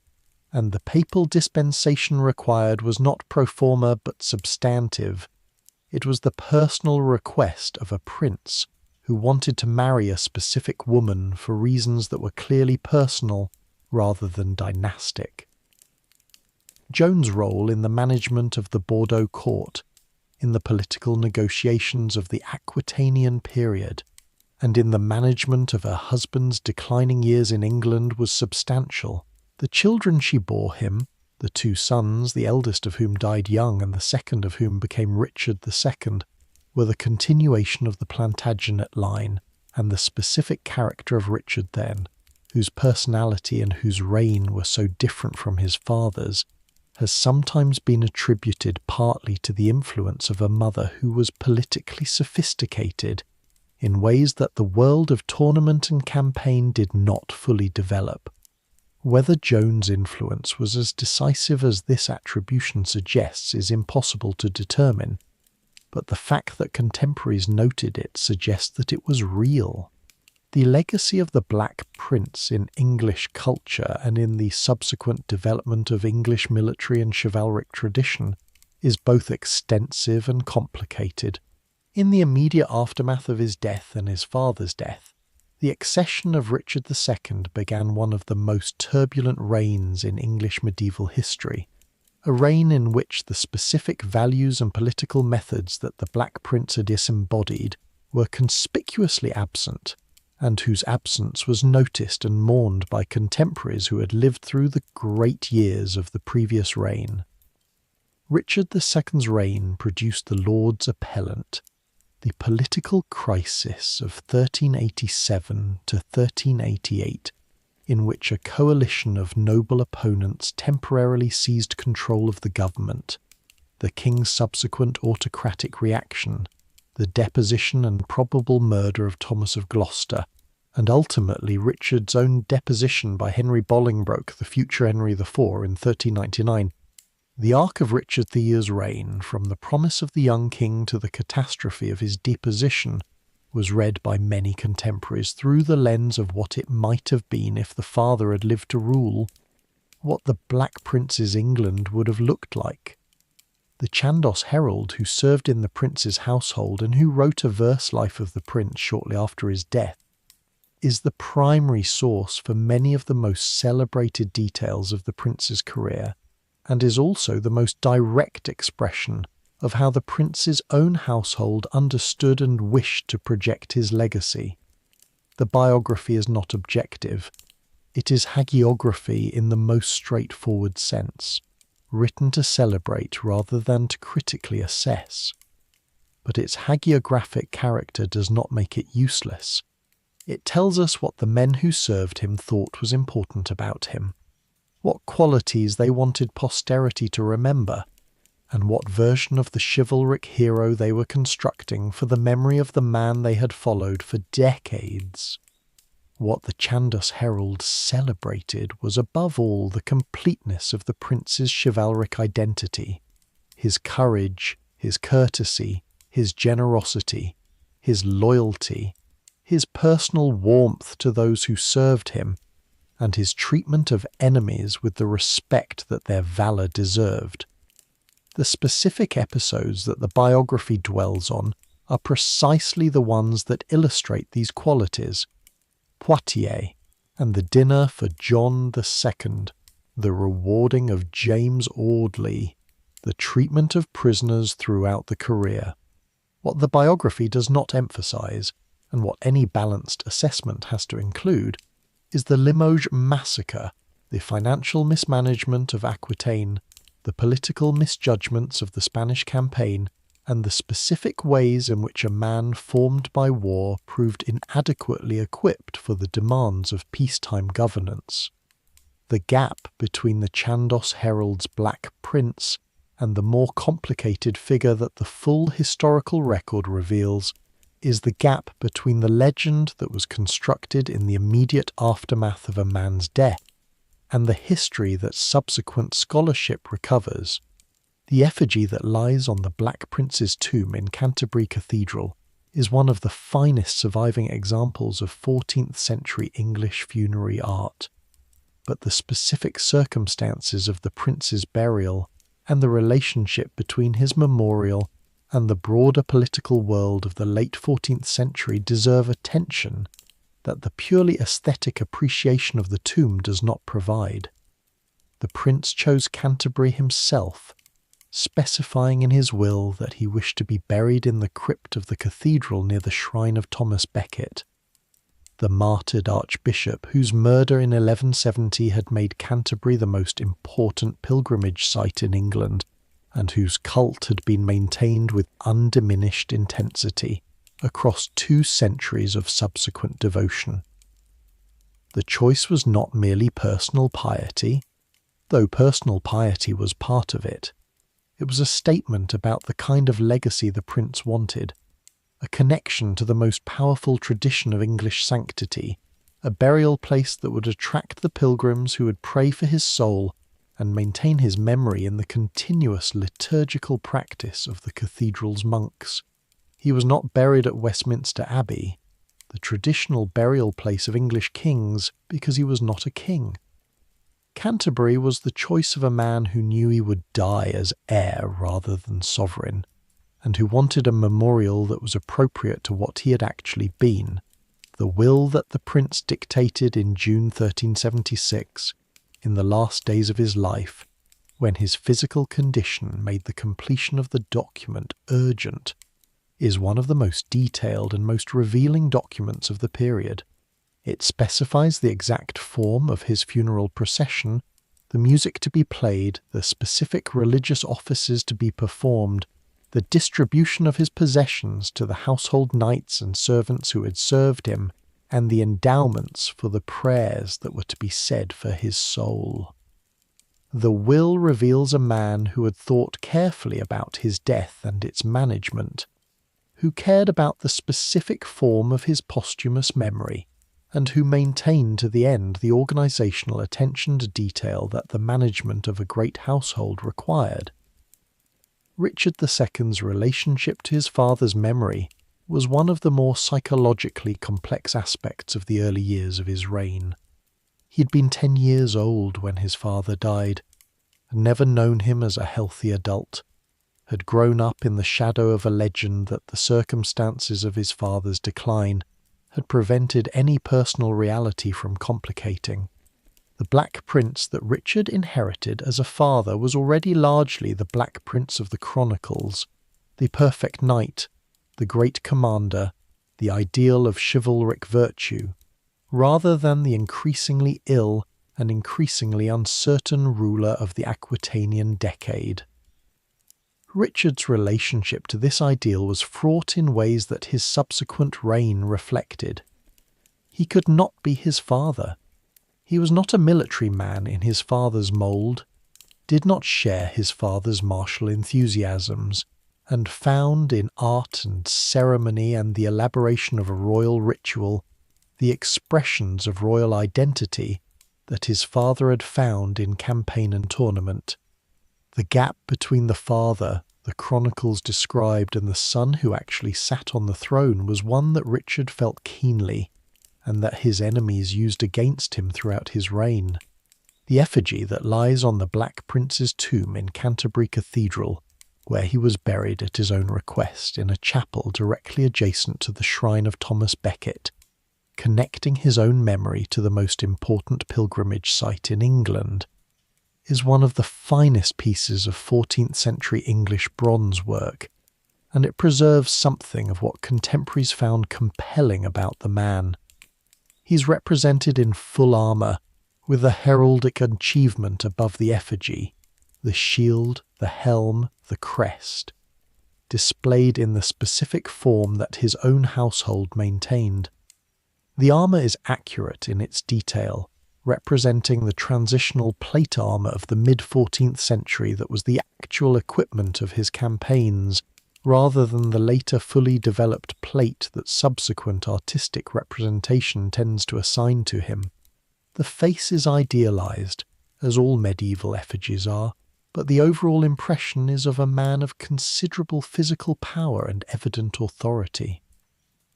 Above the tomb hung reproductions of his achievement, his shield, his helm with the ostrich feather crest, his gauntlets, his surcoat embroidered with the fleur-de-lis of France and the lions of England.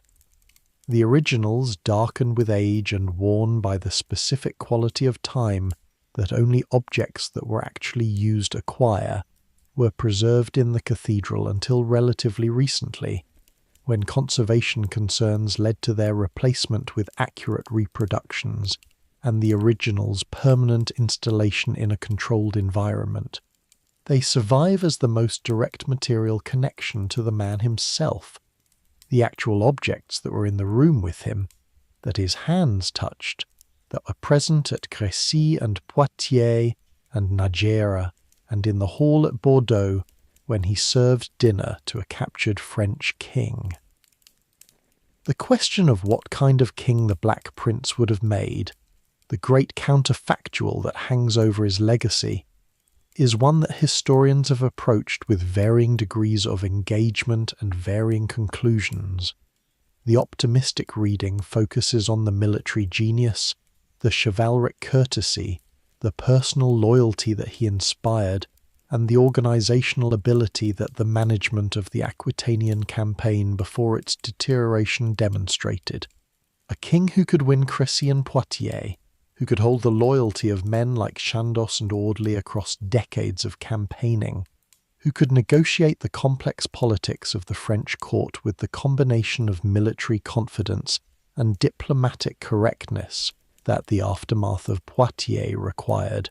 might have been exactly the kind of king that England needed in the 1370s and 1380s. The pessimistic reading focuses on the financial mismanagement of Aquitaine, the political misjudgments of the Spanish campaign, the specific failure to manage the Gascon nobility's discontent before it became diplomatically catastrophic, and the Limoges massacre as evidence that the illness and the frustration of the later years produced in him a capacity for the kind of undiscriminating violence that good governance cannot accommodate. A king who could not manage a duchy might have struggled to manage a kingdom, and the specific political skills that Richard II so conspicuously lacked, the ability to build coalitions rather than confront, to defer to counsel rather than override it, to project strength through patience rather than through assertion, were not obviously present in his father's political repertoire either. The truth is probably that we cannot know, and that the uncertainty is itself the most historically honest position. The Black Prince died at 45, after 8 years of progressive physical decline that had compromised both his judgment and his capacity for action. The man who would have become king, if he had survived to succeed Edward III in 1377, would have been at best a man in his late 40s who had spent nearly a decade fighting a debilitating illness,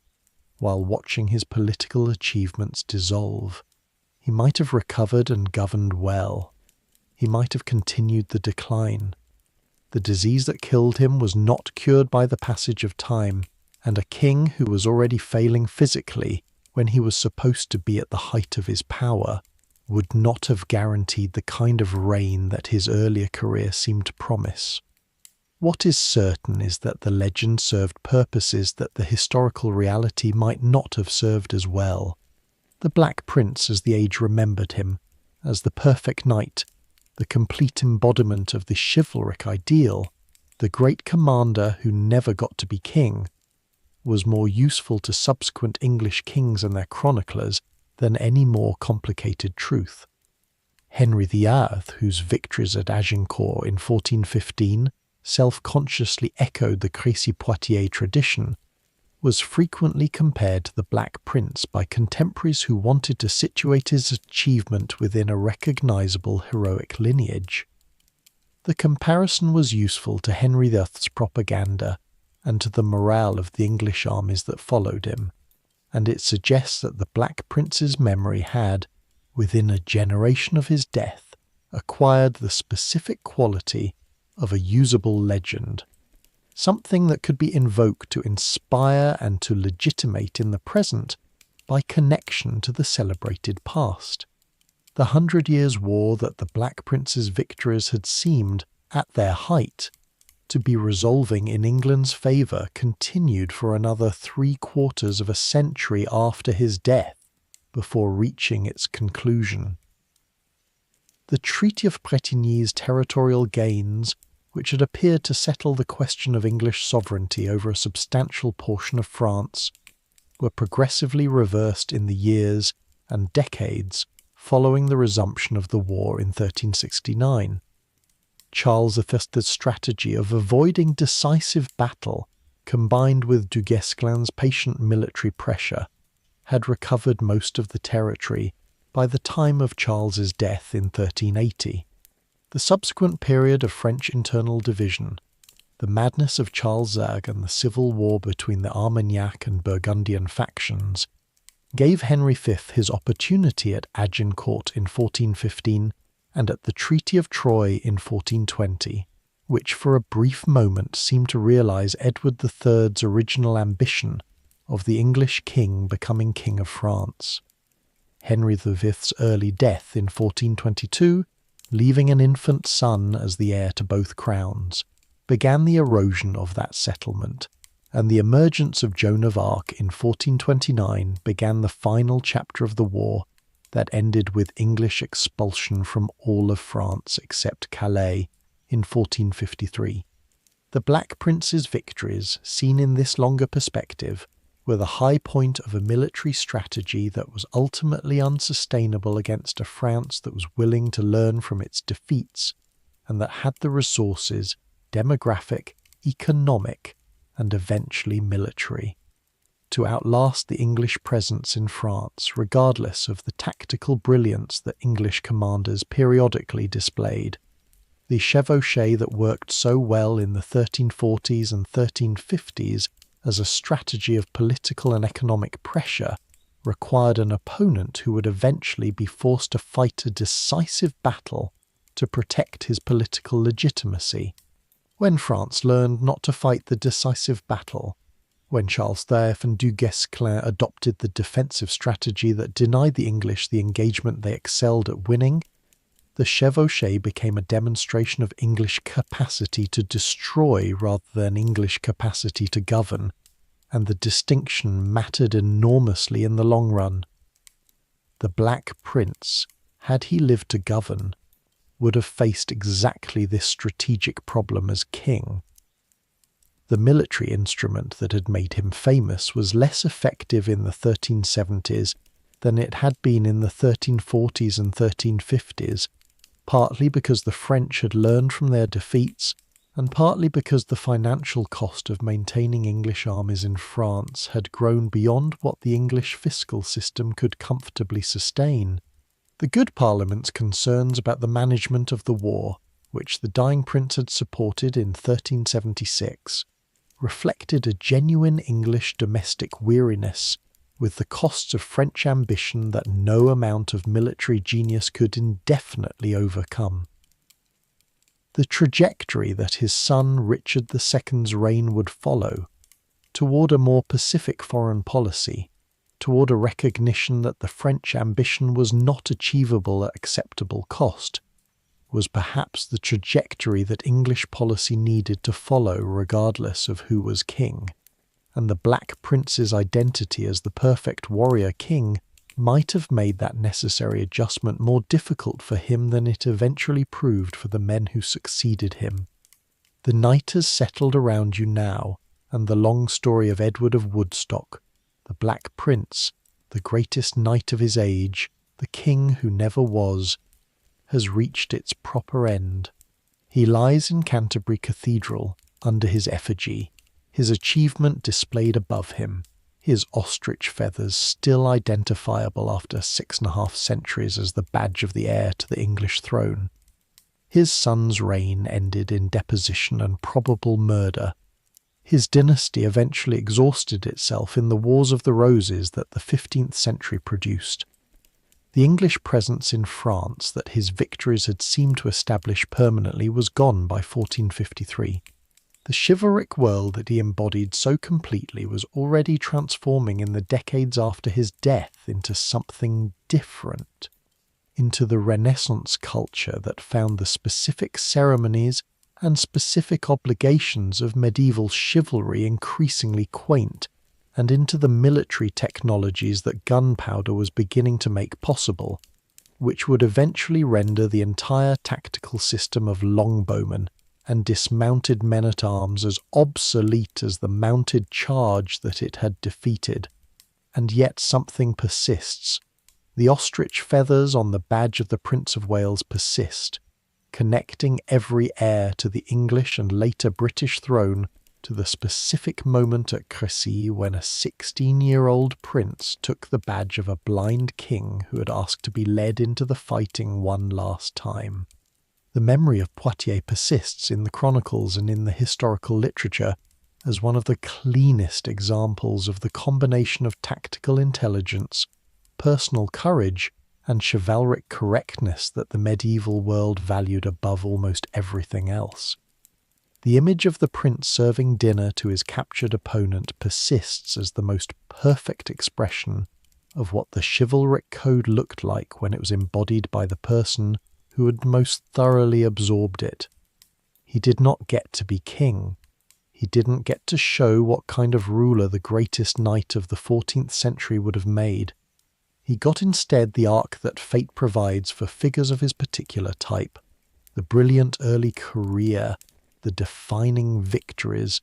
the decade of governance that showed the limits of what military formation could translate into political wisdom, the illness and the long dying while the world he had built came apart around him. He got the legend instead of the reign, which is perhaps what the legend required. The tournament is over. The horses are quiet in their stalls. The armour is hung on its pegs in the armoury. The chronicler has put down his pen. Rest easy.